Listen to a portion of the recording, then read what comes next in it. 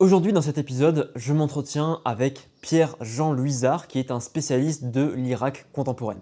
Dans cet entretien, on va surtout parler donc de l'Irak contemporain, mais pas que, mais aussi de Bassora, parce que cet entretien va faire suite à la première vidéo que j'ai postée sur ma chaîne principale sur l'histoire de la ville irakienne de Bassora.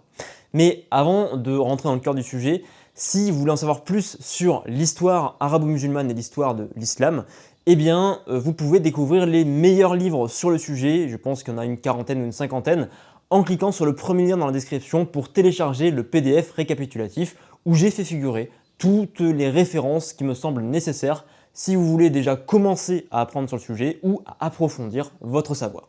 Et pour le télécharger, ça se passe sur le premier lien dans la description. Vous allez vous inscrire à la newsletter de la chaîne, mais ne vous inquiétez pas, vous pourrez vous désinscrire à tout moment. Sur ce, place à l'épisode. Donc je suis actuellement en compagnie de Pierre-Jean Luizard. Alors, vous m'arrêtez si je me trompe, mais vous êtes donc directeur de recherche émérite au CNRS. Est-ce que ça déjà c'est bon le premier intitulé? Exactement, et je suis membre du groupe Société, C'est ça. Religion et Laïcité, qui est une unité mixte CNRS, EPHE, École pratique des hautes études, et PSL. Mmh.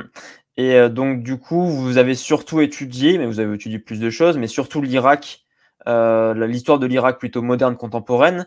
Et vous avez notamment aussi étudié la question de l'État islamique et la question aussi dans un livre de la discorde, vous appelez ça la discorde, enfin le titre du livre, de la division un petit peu, des dissensions entre sunnites et chiites. Donc si on devait juste, parce que moi j'ai listé 3 livres, mais si vous avez envie d'en cibler un ou d'autres, vous me dites. Il y a 3 livres qui sont intéressants. Si vous vous intéressez à l'Irak, il y a Comment est né l'Irak moderne, au CNRS, publié en 2009. Il y a également un livre qui va prochainement être publié le 1er juin, L'État islamique est-il défait? Donc là aussi toujours au CNRS. Avec Et il y a, Myriam Benrad comme avec Myriam Benrad, exactement.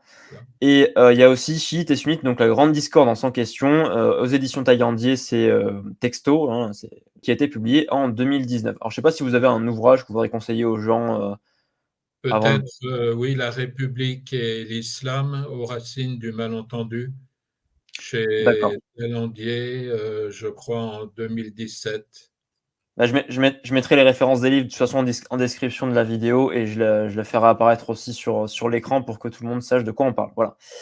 Donc aujourd'hui, je suis en compagnie, donc vous l'avez compris, de Pierre-Jean Luizard qui va nous parler surtout de l'histoire de l'Irak plutôt contemporaine, enfin moderne contemporaine, à partir notamment de la fin de l'Empire ottoman, puisque d'abord c'était surtout l'Empire ottoman qui dominait la région de l'Irak.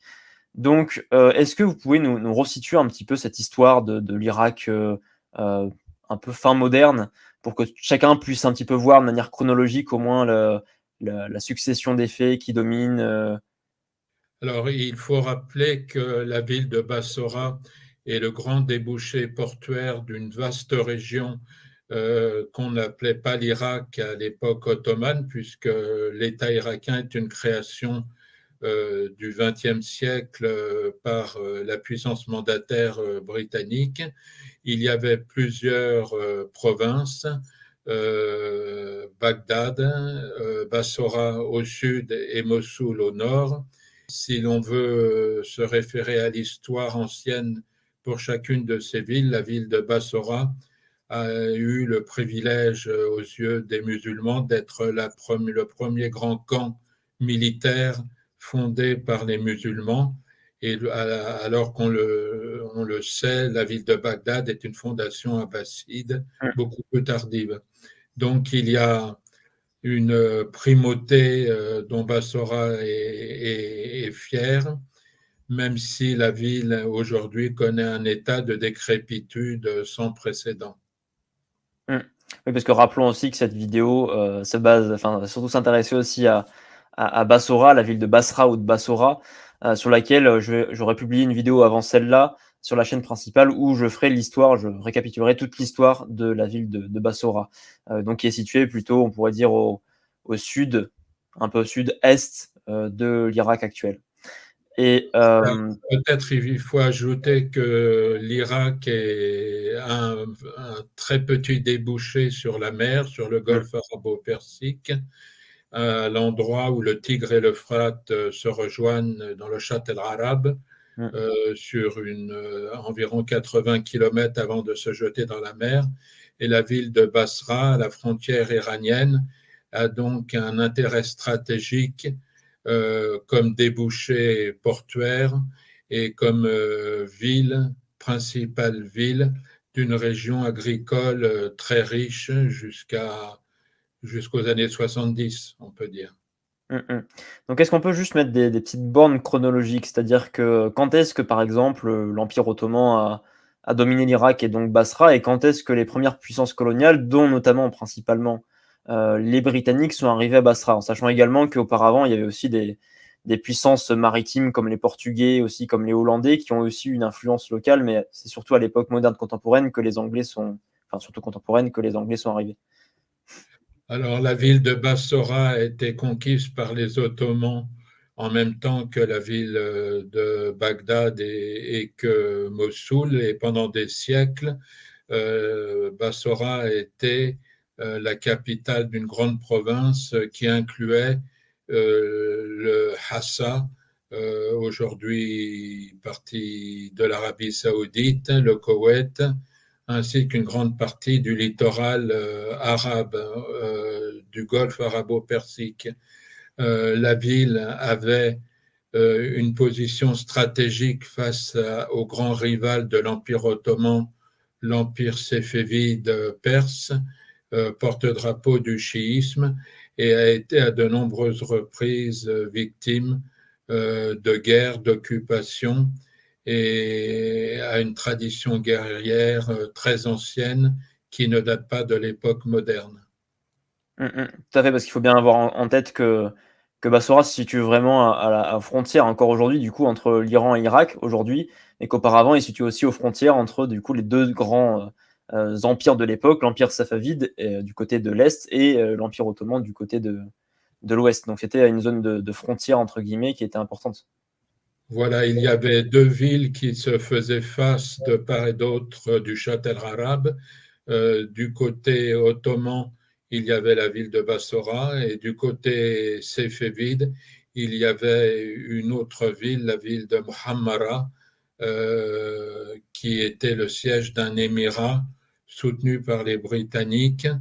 Et toute cette région aurait pu suivre l'exemple du Koweït et des Émirats de la côte arabe du Golfe si les Britanniques n'en avaient pas décidé autrement en 1920, c'est-à-dire de refuser les velléités autonomistes des dirigeants de Bassora pour l'inclure dans un État moderne, un État-nation qui va s'avérer une chape de plomb pour une société qui, pendant plus de 80 ans, va être réduite au silence et va ne pouvoir s'exprimer qu'à travers des révoltes dont Bassora va être l'un des centres récurrents.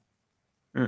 Et parce que du coup, pour rappeler, à quelle année sont arrivés les Britanniques en Irak et à Basra et que pourquoi leur arrivée arrive comme ça? Quelle est la stratégie qu'ils ont derrière leur implantation locale? Alors, les Britanniques ne s'intéressaient pas tellement à la Mésopotamie en tant que telle.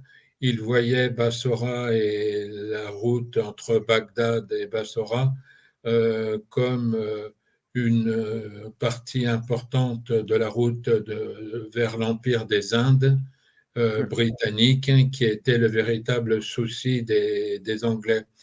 Et pour cela, il ménageait plusieurs loyautés locales. Il y avait à Bassora la famille El-Nakrib, le chef des Ashraf, hein, c'est-à-dire des descendants de la famille du prophète qui régnait sur la ville. Il y avait l'émir du Koweït et il y avait du côté persan le cheikh Khazal qui dirigeait l'émirat de Muhammara. Donc les Britanniques avaient trois clients sur lesquels ils ont joué pendant un certain temps avant de choisir l'indépendance du Koweït et l'intégration de Bassora au royaume hachémite d'Irak. Mmh. Et donc finalement, pourquoi c'était important pour eux Basra? Donc du coup, on a vu ça sans doute la projection vers le golfe Persique et du coup ensuite vers l'Inde et vers l'océan Indien de manière générale. Et par rapport à Bagdad, par exemple, heu, est-ce qu'ils ont été à Bagdad? Parce que j'ai plus les informations en tête. Les Britanniques ou ils étaient à Alors, Bagdad aussi? les Britanniques se sont intéressés, comme je l'ai dit, à la Mésopotamie ottomane pour sécuriser la route vers les Indes. Mmh. Ils ont débarqué en 1920, pardon, en 1914, donc à Fao, qui est la péninsule la plus méridionale de l'Irak dans le golfe arabo-persique. Et quelques mois après, ils ont occupé Bassora. Mais il leur faudra plusieurs années pour arriver au nord de l'Irak, Mossoul, et on peut tout à fait comparer les deux occupations occidentales britanniques de 1914-1918 à celles des Américains en 2005, Mmh. en 2003, au fait que les Américains ont en quelques jours occupé l'essentiel de l'Irak, alors que pour les Britanniques, ils ont eu à faire face à un djihad décrété par les grands ayatollahs en solidarité paradoxale avec les dirigeants religieux sunnites d'Istanbul, d'un djihad contre les occupations européennes qui visait à démembrer l'Empire ottoman qui avait été défait sur le champ de bataille lors de la Première Guerre mondiale. Donc, Fao et Bassora tombent en 1914 et ce n'est qu'en 1918 que les Britanniques vont atteindre Mossoul après plus de 100 000 morts, Mmh. la plupart d'entre eux étant des soldats indiens. D'accord, d'accord. Et donc oui, je savais pas qu'il y avait eu autant de batailles et de morts surtout, à cette époque-là. Donc du coup Ce n'est pas très connu dans le monde arabe pour une simple raison, c'est que les élites arabes sunnites à Bagdad, à Bassora et à Mossoul, qui est une ville majoritairement sunnite, avaient troqué leur allégeance au sultan calife ottoman en quelques jours vers une autre allégeance envers les Britanniques. d'accord. Et du coup, il y a eu un isolement de l'Irak sur la scène arabe, puisqu'il faut le rappeler qu'au même moment, les grands ayatollahs de Najaf et de Kerbela appelaient au djihad contre les Britanniques, alors que dans les provinces levantines, il y avait la révolte arabe du shérif Hussein de la Mecque contre les Ottomans, au Mmh. nom de ce même islam sunnite pour les hachémites et chiites pour ce djihad qui, en Irak, a été le mouvement armé le plus important contre une occupation étrangère, mais cela n'a pas été soutenu dans le restant du monde arabe. Mmh.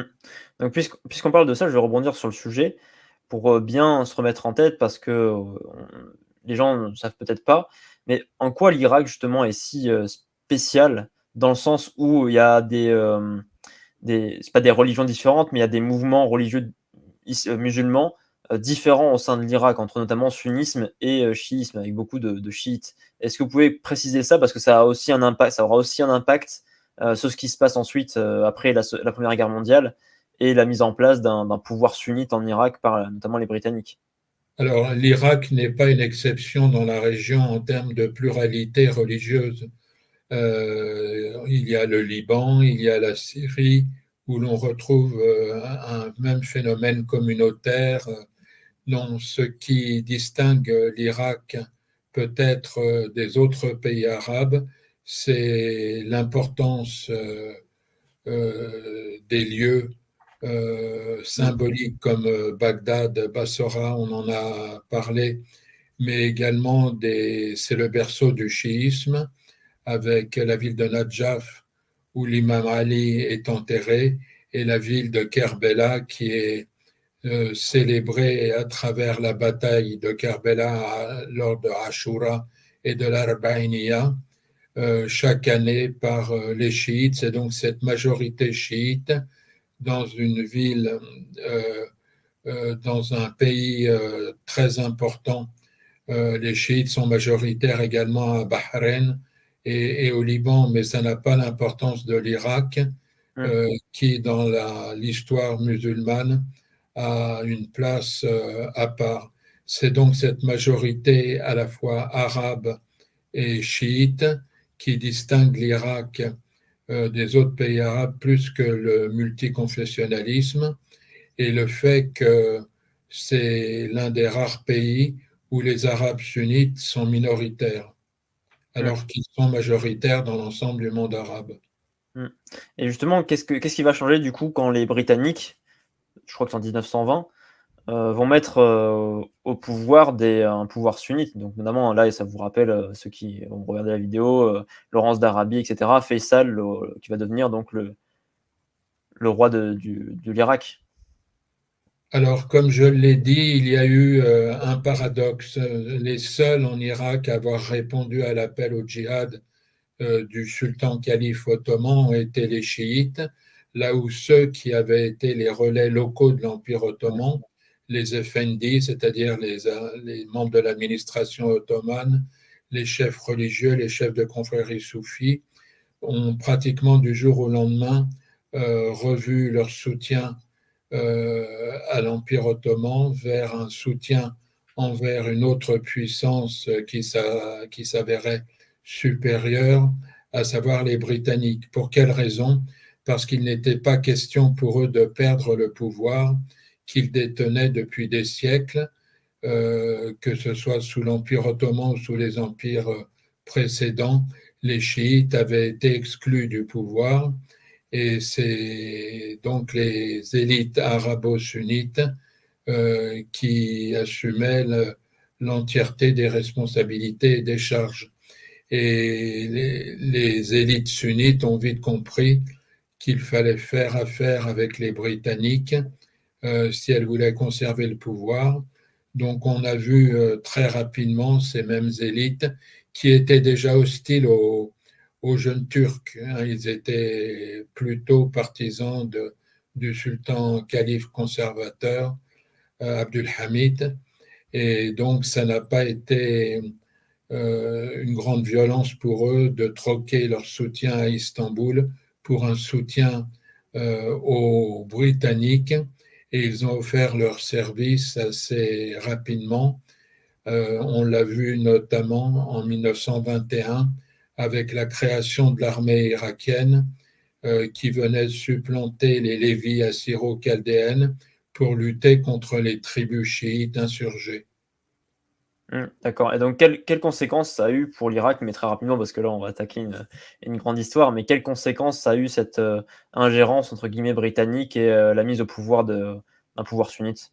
Eh bien, l'une des conséquences, ça a été que l'État irakien, qui n'avait jamais existé sous cette forme et sous ce nom avant 1920, a été imposé par la force des armes britanniques à au moins 75% de la population, les chiites et les kurdes, qui refusaient d'être intégrés dans un État sous domination étrangère pour les chiites et un État arabe pour les Kurdes.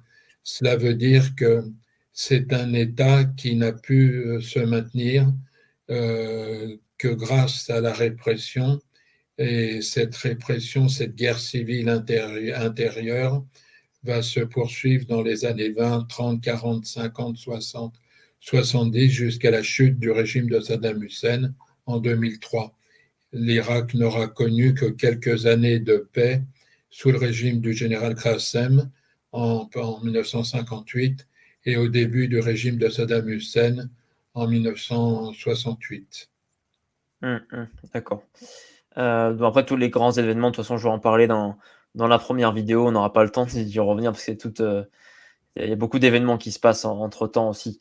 Hem, qu'est-ce qui moi je veux juste questionner un point que j'aurais moins abordé dans la première vidéo, c'est, quel impact, quelles conséquences directes a eu la prise de pouvoir de Saddam Hussein et du parti Baas? Alors, je connais pas assez bien le sujet, mais il y a eu 2 coups d'État, c'est ça? Et le deuxième a marché. Si je me trompe pas, est-ce Ouais, il que y a eu 2 coups d'État bassistes. Le voilà. premier en 1963 qui a échoué, et qui a renversé le régime du général Qassem qui avait le soutien des communistes majoritairement chiites et des Kurdes. Et le second n'était pas vraiment un coup d'État de Saddam Hussein, c'était le clan des Takriti qui s'est emparé du pouvoir. Et Saddam Hussein va éliminer son gendre, son beau-père, pardon,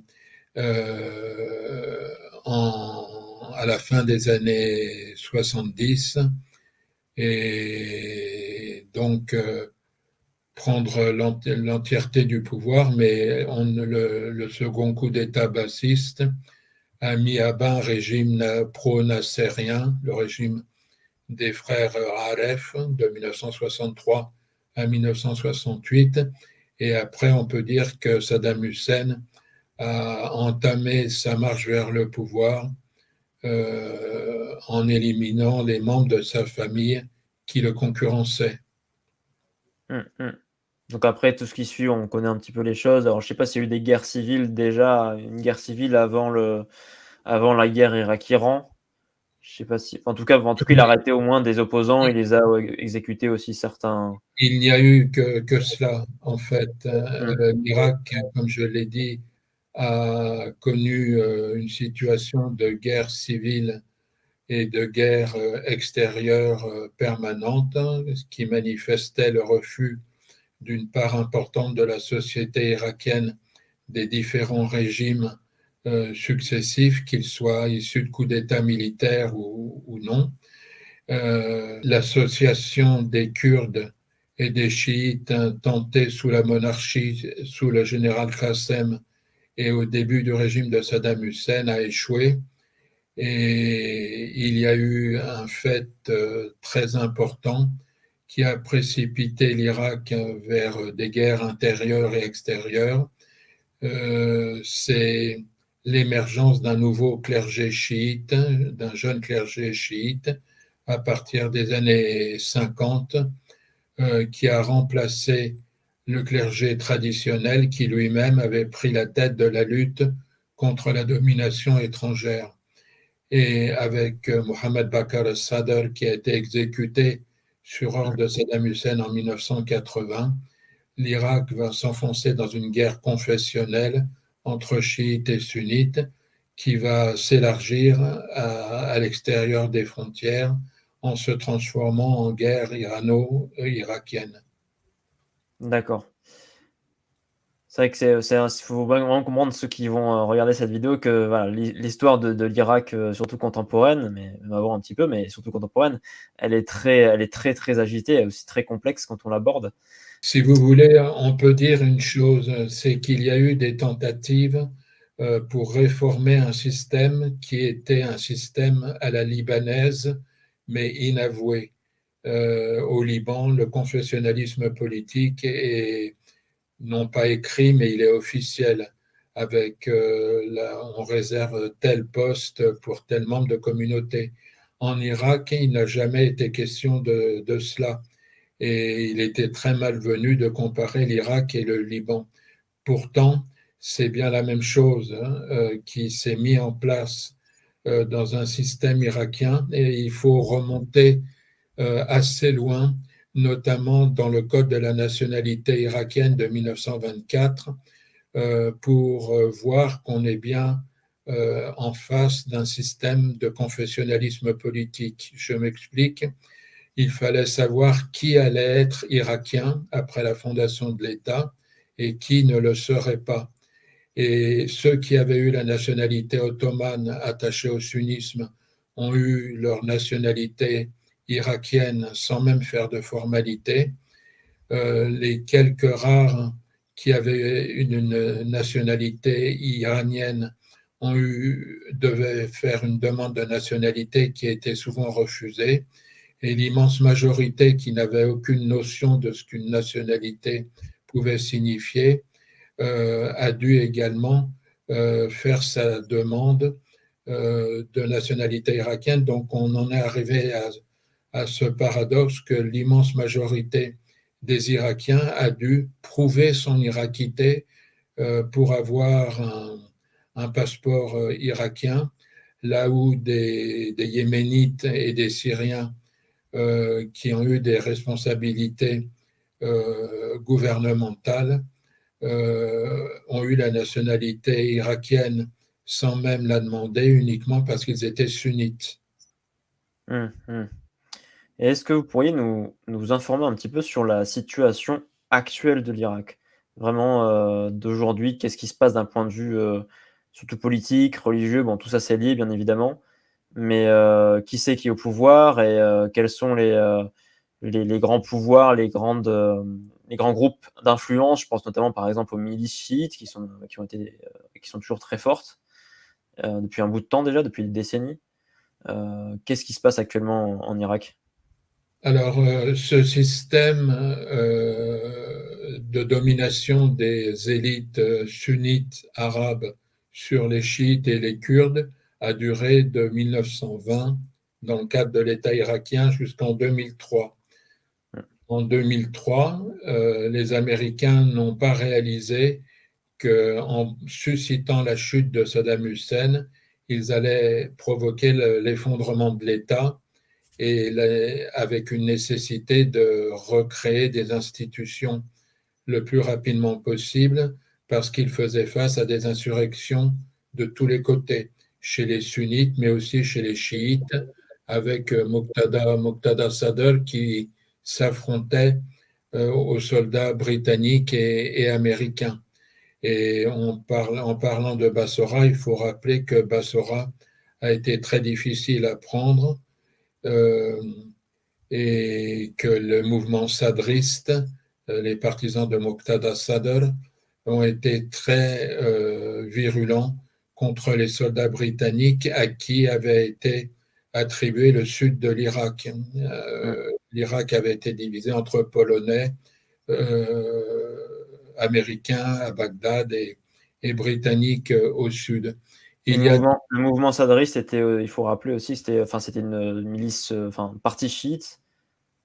Alors, le mouvement sadriste, il y a eu en 1990 l'exécution d'un autre religieux, pas aussi populaire que l'avait été Mohamed Bakr Sadr, mais qui avait quand même ses partisans. En 1990, donc Mohamed Sadek Sadr a été exécuté sur ordre de Saddam Hussein, et à partir de là, il va se développer un mouvement indépendant de l'influence iranienne, le mouvement sadriste, et le seul survivant de la tuerie ordonnée par Saddam Hussein contre la famille Sadr, Muqtada, va entamer la construction d'un mouvement qui est à la fois anti-américain, mais aussi très hostile à l'influence iranienne sur les chiites d'Irak. Et c'est de tous les chiites celui qui est le plus anti-américain et qui a même été en 2003 et 2004, au moment de la révolte de la province d'Al-Anbar contre les Américains, solidaire des sunnites qui vont ensuite se donner à l'État islamique à partir de la fin des années 2000. Donc, Muqtada Sadr va reprendre le flambeau qui avait été porté haut par un parti politique, le Parti communiste irakien. Et d'ailleurs, le nom du quartier qui symboliquement représente ce courant Madinat Sadr à Bagdad s'appelait Madinat al-Thawra, la ville de la Révolution, à l'époque où les communistes étaient majoritaires, et on peut dire que c'est la même base sociale le bas de l'échelle sociale, chiite, très anti-américain, mais aussi anti-iranien, qui est passé en l'espace de quelques années d'un idéal laïque, communiste, à un retour à un mouvement religieux, mais à un mouvement religieux différent de celui du XXe siècle, c'est-à-dire un mouvement religieux où l'islam est devenu une idéologie. Mmh. Et donc, est-ce qu'on peut, avoir un aperçu un petit peu de cette situation? Alors, notamment d'un point de vue des milices chiites, après on ira un peu plus sur le point de vue actuel, parce que j'aimerais bien qu'on puisse éclairer un petit peu ce qui se passe d'un point de vue politique, un aperçu de ce qui se passe en Irak actuellement.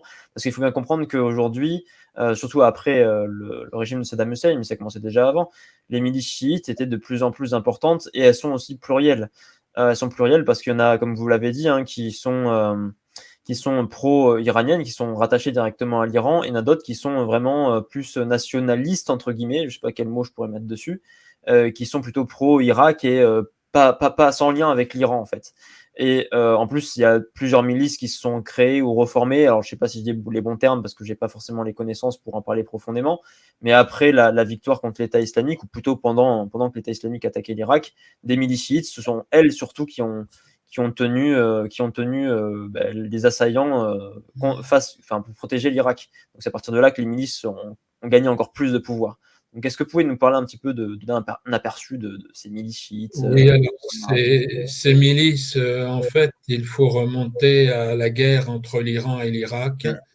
Et une chose qui n'est pas très connue non plus, c'est l'importance de la participation des Irakiens chiites à la guerre entre l'Iran et l'Irak du côté iranien. C'est-à-dire que des dizaines de milliers de combattants chiites ont été combattre Saddam Hussein du côté iranien. Et d'ailleurs, il suffit de se rendre au cimetière de Behesht Zahra à Téhéran pour voir les centaines de mètres de tombes de martyrs chiites morts contre le régime, dans leur guerre contre le régime bassiste.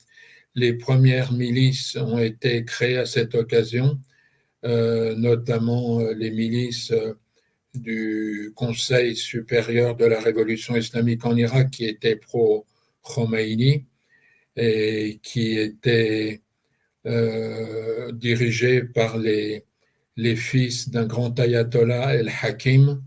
Donc il y avait ces milices datant de la guerre Iran-Irak et qui étaient tout à fait pro-iraniennes.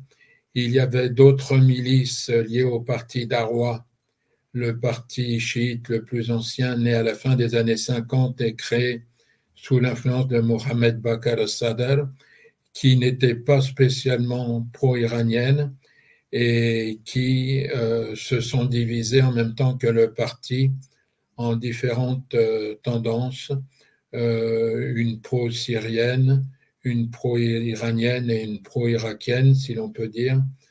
Et il y a eu ensuite les milices de Moqtada Sadr et différentes milices liées à des chefs religieux. Et toutes ces milices se sont retrouvées en 2014 dans une sorte de front commun appelé El-Hashd al-Sha'bi, la mobilisation populaire, au moment où l'ayatollah Sistani a appelé les chiites au djihad contre l'État islamique. Et on a eu ce paradoxe, une fois de plus, l'Irak est un pays des paradoxes, où l'État islamique a été vaincu par une coalition inavouée entre les Américains qui bombardaient Mossoul et les milices chiites au sol qui en profitaient pour avancer aux dépens des combattants salafistes Mm. djihadistes. Mm. Et donc, du coup, aujourd'hui, quelle situation politique on a en Irak? Qui c'est qui est président? Quel rôle religieux aussi?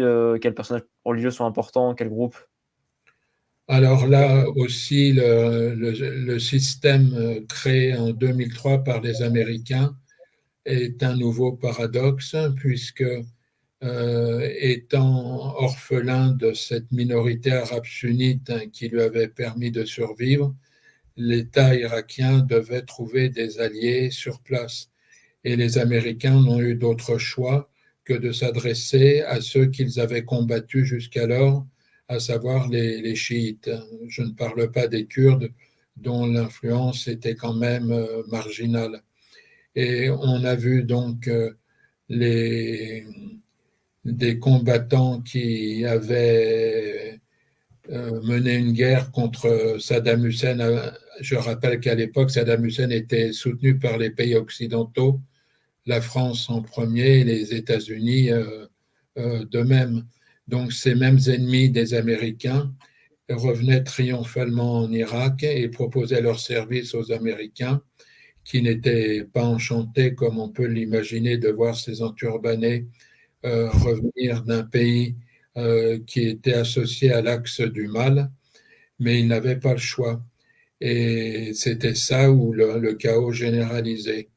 Ils se sont donc adressés à un des partis les plus structurés, le parti Darwa, qui a instauré à partir de 2005, avec la nouvelle constitution irakienne, une forme de confessionnalisme politique tout à fait comparable au Liban, où l'on invoque non pas la formule libanaise, le mot formule est une traduction de l'arabe Sira Lebnaniye, la formule libanaise qui donne au président de la République, au Premier ministre, au chef de l'Assemblée, telle obligation d'appartenir à telle ou telle communauté. On a la même chose en Irak.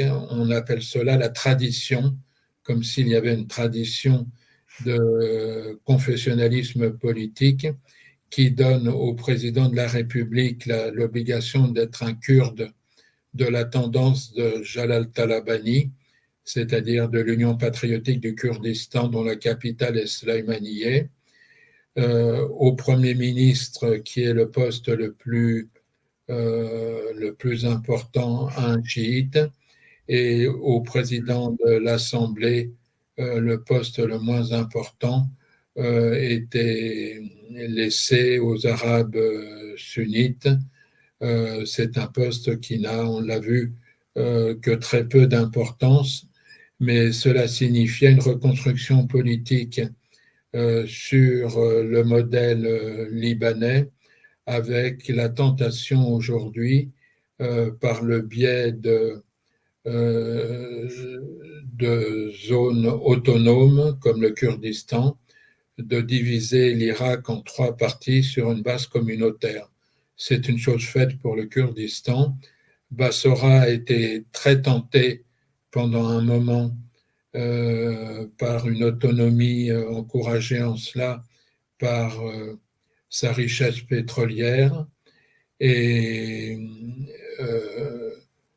donc la province de Bagdad étant la dernière, mais c'est la province de Bagdad qui, avec le soutien américain, l'a emporté et donc Bassora a abandonné ses velléités autonomistes tandis que les Kurdes se font route vers une indépendance inavouée. Et les sunnites espèrent une voie identique à celle des Kurdes avec pour capitale Mossoul. Puisqu'on parle de Bassora, comme vous l'avez dit, ou on l'a pas rappelé auparavant, Bassora, c'est une ville qui est un peu un paradoxe aussi, parce que la ville, de manière extérieure, est une ville extrêmement, enfin, assez riche, parce qu'elle déjà jouit des revenus pétroliers. Normalement, elle devrait jouir des revenus pétroliers, qui sont des revenus importants. Alors, je sais plus combien c'est des exportations de l'Irak, peut-être 90% ou 80%, j'ai plus les chiffres en tête. Enfin, c'est beaucoup de ça, c'est très important pour l'Irak d'un point de vue économique.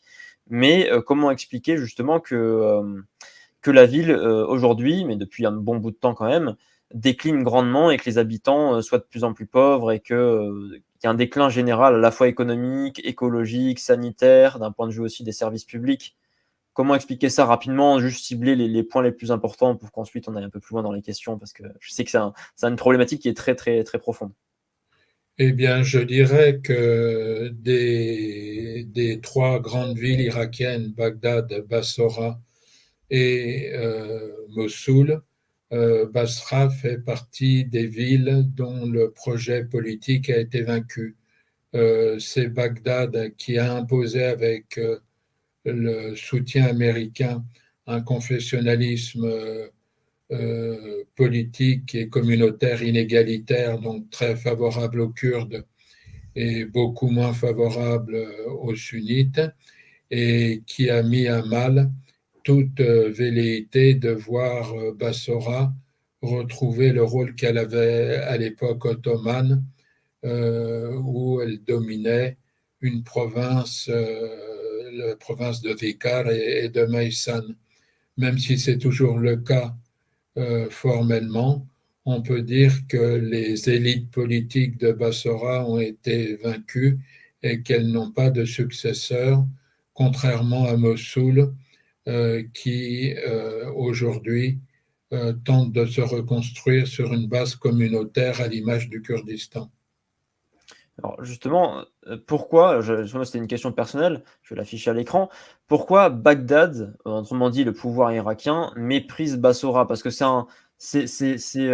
encore, enfin, c'est encore existant. Je veux dire, après Saddam Hussein, il y a encore le Bagdad ne met pas en valeur Bassora, ne donne pas suffisamment de budget notamment, pour, se développer, et puis auparavant aussi parce que, bah, Saddam Hussein par exemple, je sais qu'il a, notamment sur le point de vue de l'irrigation des marais, et il a réprimé des révoltes qui a aussi eu un impact très négatif pour Basra, avec finalement des agriculteurs qui se sont appauvris dans la région du Marais et qui ont dû ensuite habiter à Bassora.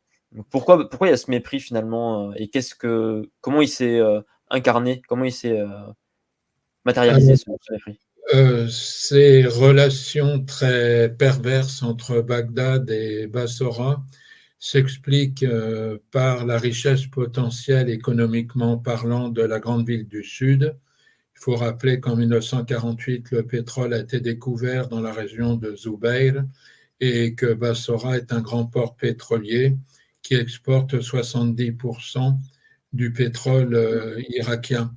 Bagdad ne veut absolument pas entendre parler d'une autonomie de Bassora, d'autant plus que cette autonomie donnerait aux élites locales qui sont les plus corrompues de tout le pays une part du gâteau pétrolier que Bagdad tente de s'octroyer, notamment pour jouer le maître du jeu entre Kurdes et chiites, et pour assurer les Américains et les Iraniens de la pérennité, de l'unité du pays qui est remis en cause sur le terrain.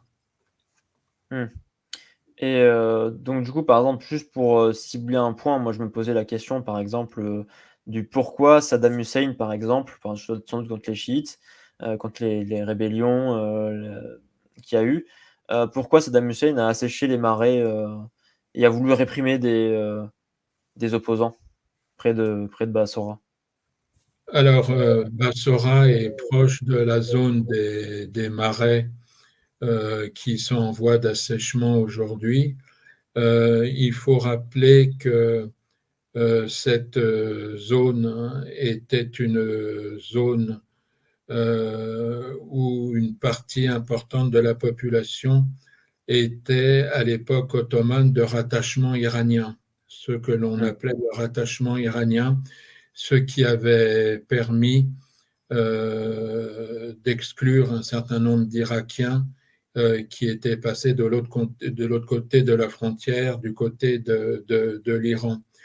Il y avait donc cette mauvaise image du point de vue bassiste des habitants des marais, et cela était aggravé par le fait que ces habitants des marais qui étaient pêcheurs et agriculteurs occupaient dans la hiérarchie tribale arabe la zone la plus basse et faisaient partie de la population la plus méprisée, qui s'était donnée aux idéaux communistes et aux idéaux islamiste avec la population ouvrière de Bassora. Et donc, Bagdad a toujours considéré les habitants des marais, comme ceux de Bassora, comme un danger. Et on se souvient que Saddam Hussein avait même été jusqu'à remettre en cause l'arabité des habitants des marais qu'il considérait comme des sauvages. D'accord. Autre question, avec notamment la puissance des milices chiites, actuellement, est-ce que ça a des conséquences sur Basra? Quelles conséquences a la puissance des milices chiites sur Basra? Là, je pense notamment, ce que j'ai étudié, ce que j'ai vu, le fait de détourner, par exemple, le pétrole, mais ça, c'est qu'une conséquence.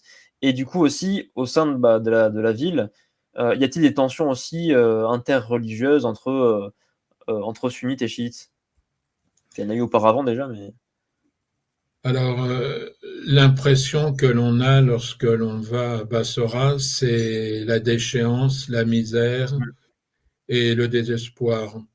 On ne rencontre pas à Bassora les mêmes tensions que l'on rencontrait à Bagdad il y a encore peu de temps, où la ville était hérissée de palissades séparant les quartiers sunnites des quartiers chiites. Déjà, Bassora n'a pratiquement plus de minorité, même si certaines villes proches de Bassora, comme Zubair, sont toujours à majorité sunnite. Et la ville a perdu cette capacité de résistance qui était la sienne, Bagdad ayant la capacité apparemment de contrôler avec l'aide des élites locales à qui elle verse une partie de la corruption, euh, mmh, la situation dans la ville qui n'a pas été témoin, contrairement à Bagdad et à Mossoul, d'affrontements intercommunautaires ou intracommunautaires. d'accord. Parce que pour le coup, ouais, j'avais lu que, bah, du coup, après l'attentat, sans qui a fait pas de mort, qui n'a fait aucun mort à Samara contre donc un grand sanctuaire chiite important, il y avait eu des violences, enfin là ça date quand même il y a quasiment 20 ans.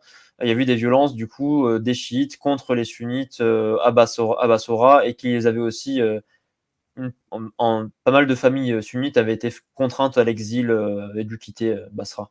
Je sais pas si, Oui, c'est un phénomène d'épuration confessionnelle que l'on a rencontré dans tout le pays. Et encore une fois, Bassora est une ville chiite.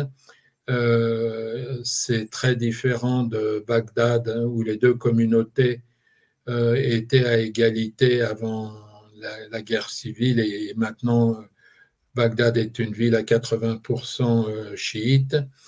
Euh, La seule puissance politique notable dans la ville de Bassora, c'est le mouvement sadriste, mmh, qui est un mouvement très anti-iranien maintenant, mais qui est obligé de faire face à la versatilité de son chef, qui a juré cette fois-ci que c'était le véritable retrait de la vie politique, mais une promesse comme celle-là, il l'a déjà faite plusieurs fois.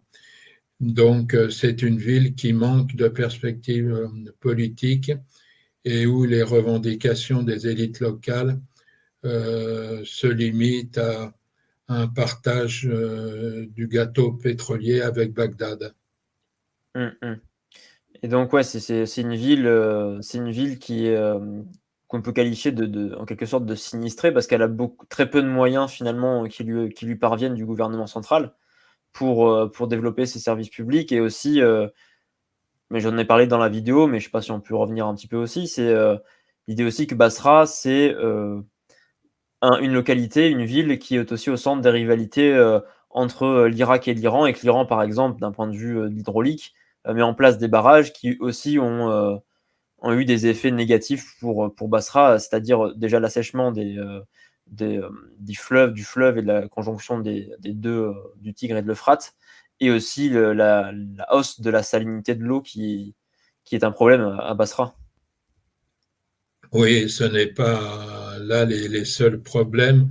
Mm. Il y a toujours l'héritage de l'utilisation par les Américains de bombes qui continuent à faire leur, leur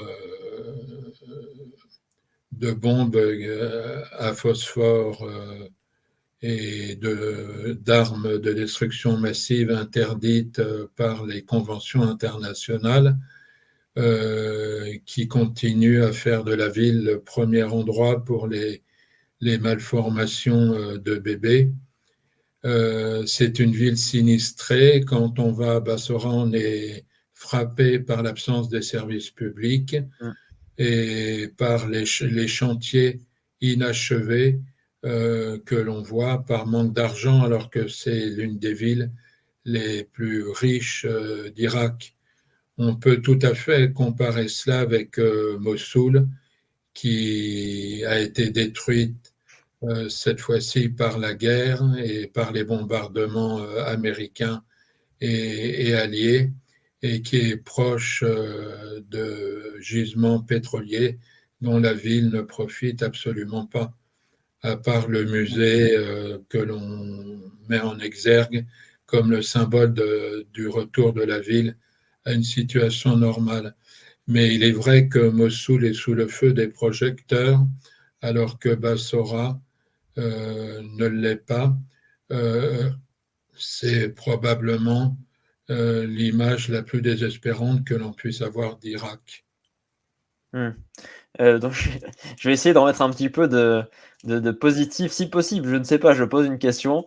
Est-ce que du coup des améliorations sont possibles pour Bassora aujourd'hui? Est-ce qu'il y a au moins un petit grain d'espoir qui s'immisce dans cet océan d'obscurité?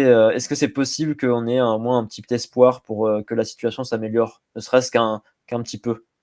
Alors, il y a de temps en temps des tentatives d'autonomie de la part de certaines élites de la ville, comme ça a été le cas avec le parti Hizb el-Fadila, le parti Fadila qui était centré sur Bassora. Mais la perversité du système en place en Irak, hein, comme au Liban, c'est de phagocyter toutes les tentatives d'autonomisation par rapport au système. C'est-à-dire qu'on vous achète et vous n'avez d'autre choix que d'accepter parce que les autres options s'avèrent impossibles dans le cadre du système en place. Mmh. Et par exemple, d'un point de vue, alors là, je parle d'un point de vue patrimonial, alors on s'éloigne quand même, c'est pas aussi important que j'ai envie de dire que la santé humaine, mais l'UNESCO, par exemple, c'est implanté sur place pour rénover certains bâtiments. Mais quelle portée ça a finalement cette volonté de préserver et de restaurer le patrimoine ottoman qui est quand même, assez, très, très beau sur place, mais qui part en décrépitude, quoi? Oui, ce qu'on appelait il y a encore peu la Venise du Moyen-Orient, du fait du sillonnement de la ville par des canaux et de la présence d'un urbanisme ottoman en ruine aujourd'hui, est d'autant plus difficile à accepter par une population qui a beaucoup changé parce que beaucoup d'habitants de Basra ne sont jamais revenus dans la ville, tandis que des habitants des campagnes, des tribus Mmh. avoisinantes sont venus comme des réfugiés. Donc c'est une ville qui a perdu son âme en grande partie. Mmh.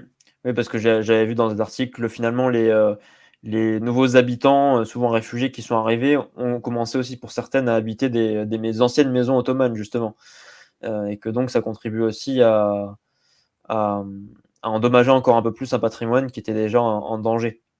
Donc du coup, il y a pas pour vous de Faut, mouvement, intéressant pour sauvegarder le patrimoine?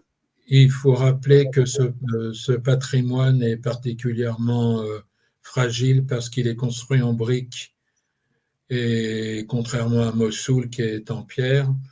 et que ce sont des maisons qui souvent dominent des terrains en voie d'assèchement, alors que l'eau permettait justement un certain équilibre pour le maintien d'un tissu urbain très dense.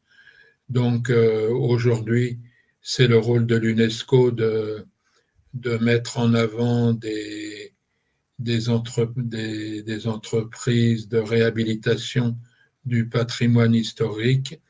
Voilà, mais ça semble dérisoire quand on connaît le quotidien des habitants de la ville. Bien sûr. Alors je vais poser juste une petite question, alors vraiment plutôt là, vraiment actuelle encore une fois, sur une question qui s'éloigne un peu des questions historiques, mais plutôt sur les questions, sociales, économiques. C'est comment finalement a été vécue la période du Covid? Alors pas forcément dans tout l'Irak, enfin on peut en dire, hein, quelques mots si vous avez envie d'en parler, mais aussi et surtout sur Bassora. Quel a été cet impact de cette période qui a figé le monde et en plus avec le pétrole, a joué aussi sur le revenu du pétrole qui était quasiment le revenu principal de Bassora? Alors, le Covid a été tragique pour la population. Personnellement, j'ai perdu beaucoup d'amis irakiens à cause de cette maladie, puisqu'il n'y avait aucune infrastructure Bien sûr. hospitalière pour gérer l'épidémie. Le Covid a eu un effet de division de la société, notamment chez les chiites. On l'a vu au moment des pèlerinages de Ashura et d'Arba'iniye, où les grandes autorités religieuses se sont opposées à Muqtada Sadr sur le maintien ou non des pèlerinages qui sont des lieux de diffusion du virus connus. Et donc, un moment où l'ayatollah Sistani appelait pendant l'épidémie à une suspension des rassemblements religieux et accordait des dispenses pour les prières du vendredi. Moqtada Sadr affirmait que mourir du Covid pour avoir participé Mmh. à Ashura ou Arba'iniya faisait de vous un martyr. Mmh. Et quelles ont été aussi les consé alors on a vu un petit peu les conséquences humaines, c'est difficile à chiffrer, je suppose, peut-être pour l'Irak, mais quelles sont les conséquences aussi, économiques? Parce que comme je l'ai dit, Basra, c'est un pays, enfin c'est un pays, c'est une ville pétrolière surtout, on sait que le pétrole, pendant le confinement, enfin les grands confinements et le blackout, mondial, le pétrole a chuté totalement donc Alors, le pétrole a chuté, mais le système de corruption s'est maintenu. mmh, Euh, et on peut dire que moins il y a d'argent, plus la corruption explose. Donc il y a eu une baisse des moyens, mais une hausse des, des sommes détournées et un appauvrissement général de la d'accord. population. Oui, donc oui, c'est encore pire que ce que ça pouvait être finalement puisque en plus si le détournement des fonds, pétroliers, sont encore plus forts qu'auparavant, oui, c'est effectivement la situation est compliquée. Alors je vais passer maintenant, si vous le voulez bien, à part si vous avez un mot à rajouter, sur ce qu'on a dit jusqu'à maintenant. Eh bien, si vous... Sinon je vais passer aux questions des personnes qui m'ont posé des questions sur la chaîne YouTube et qui sont plus largement sur la situation irakienne Alors, et sur son passons aux histoire. questions parce que je n'ai pas trop de temps là Ça maintenant. marche, bah, on y va tout de suite. Alors, on va partir sur la question, donc quel regard ont les Irakiens d'hier et d'aujourd'hui sur la période monarchique, et cette dernière en elle-même? Bon, je comprends pas trop la deuxième partie de la question. Hem, Quel regard ils ont finalement sur la période monarchique, les Alors, Irakiens? comme dans tous les pays qui connaissent des successions de tragédies, il y a la tentation de voir le passé comme une lueur d'espoir. Et c'est vrai que sous la monarchie, il y a eu quelques décennies que j'appelle d'illusion nationale, où l'on a cru qu'on pouvait résoudre les problèmes communautaires et politique par des réformes. Ça a été le cas du Parti communiste irakien et du Parti démocratique du Kurdistan d'Irak, notamment, mais également aussi du Parti Baas qui a été fondé par un chiite. Je le rappelle, au début, le Baas unissait les deux communautés musulmanes du pays avant de les séparer. Donc c'est une période qui apparaît comme faste, mais on sait en même temps qu'il y a eu des successions de coups d'État militaires et que cela n'a pas mis un terme à la guerre intérieure que que l'État irakien menait à sa société. Ça a été concentré contre les Kurdes, qui n'ont connu que quelques années de paix, et très vite, la répression anti-chiite s'est concentrée contre les communistes. Il faut rappeler que le communisme a été considéré comme une manifestation moderne du chiisme, tellement les chiites ont adhéré aux idéaux communistes, et il y a eu donc des tentatives de réforme, mais qui ont échoué, et qui ont échoué d'autant plus facilement que le pétrole a été une source pour les régimes autoritaires, et notamment celui de Saddam Hussein, de maintien au pouvoir, de maintien en place. Autre question, à quel moment est née l'identité irakienne? Quelle différence avec ses voisins arabes? Alors, je rappelle que l'Irak, avant sa création par les Britanniques en 1920, n'a jamais existé sous ce nom et dans ce territoire. Il y avait des régions qu'on appelait l'Irak al-Arabi, l'Irak arabe, pour la différencier de l'Irak al-Ajami, l'Irak persane, et cela désignait des régions au sud de Bagdad, des régions plates et irriguées par le Tigre et l'Euphrate, et notamment la région des marais. Cette identité irakienne, elle se cherche, et ce ne sont pas les échecs successifs des partis politiques qui rendent optimistes, puisqu'aujourd'hui, nous n'avons guère en Irak que des partis communautaires, soit religieux, soit kurdes. Donc, j'ai été moi-même témoin de cette identité difficile à trouver, à un moment où j'ai été sollicité par des historiens irakiens pour revoir les manuels d'histoire d'école, d'histoire de l'Irak. Et ça a été abandonné assez rapidement parce que personne n'était d'accord sur la moindre qualification de tel ou tel événement de l'époque moderne de l'État irakien.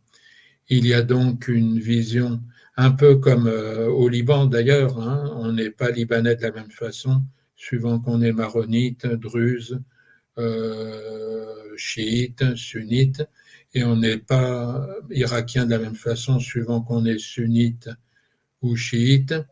Il faut rappeler que les Kurdes, pour leur part, ne se sont jamais sentis irakiens. Ils restent en Irak parce que la situation régionale ne leur permet pas l'indépendance, mais ils vivent une indépendance inavouée. D'accord. Merci pour la réponse. Autre question, qui était derrière la révolution de 1958? On demande est-ce que c'est la Russie qui aurait influencé les événements? Alors, c'est l'armée. C'est l'armée.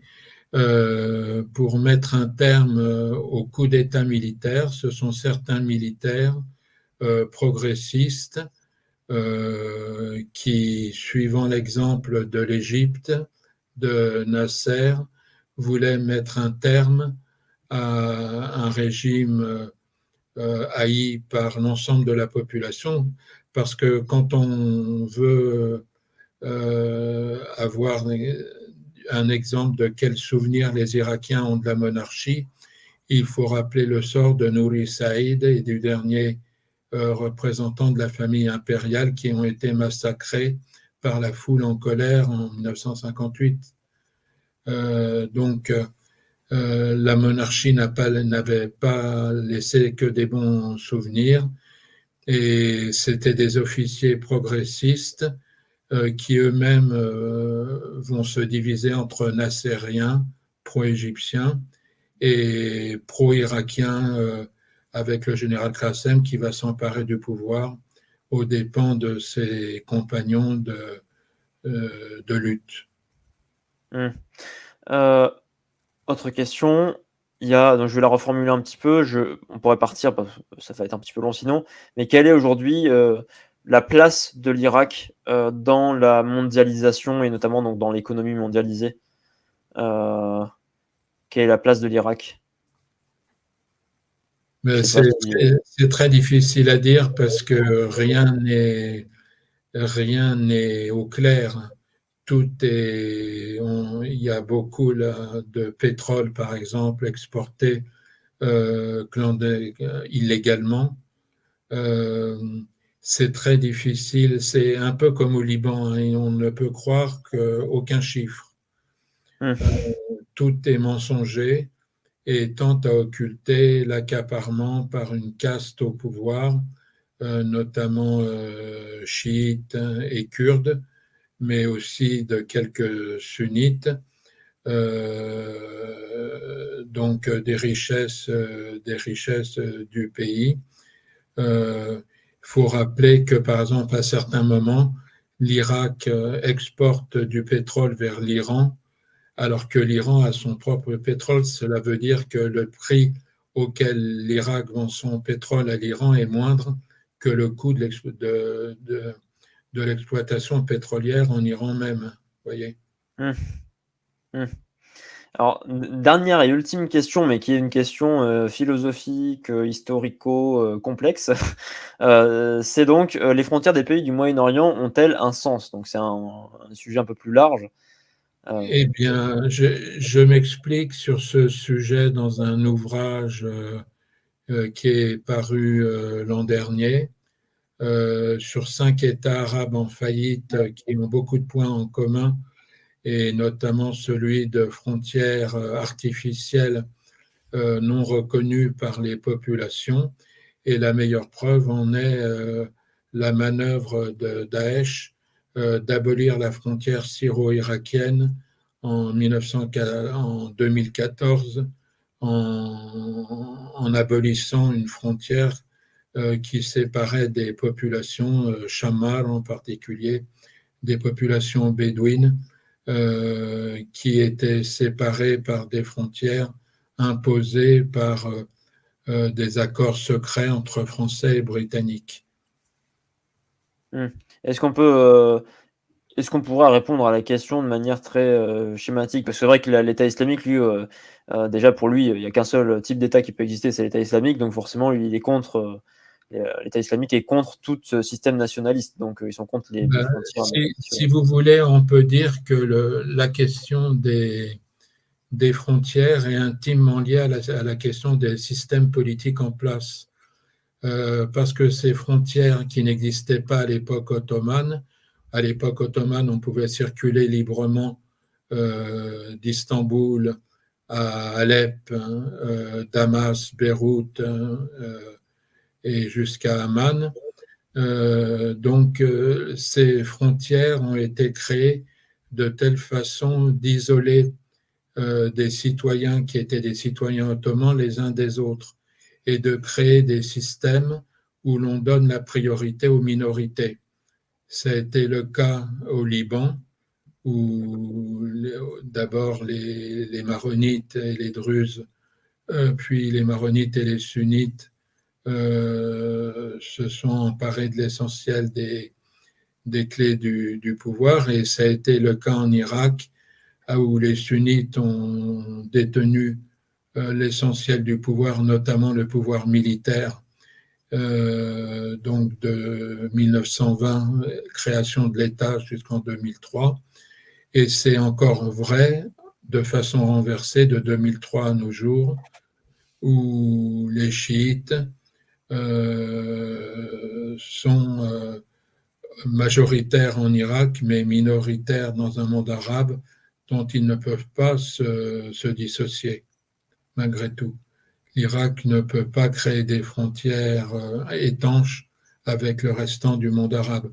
Donc la question des frontières est intimement liée à la question des régimes autoritaires qui se sont installés de façon illégale, évidemment, mais de façon illégitime aux yeux d'une grande partie de la population.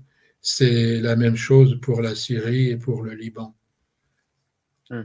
Merci, Pierre-Jean Luizard. On aura fini, sur cette dernière question.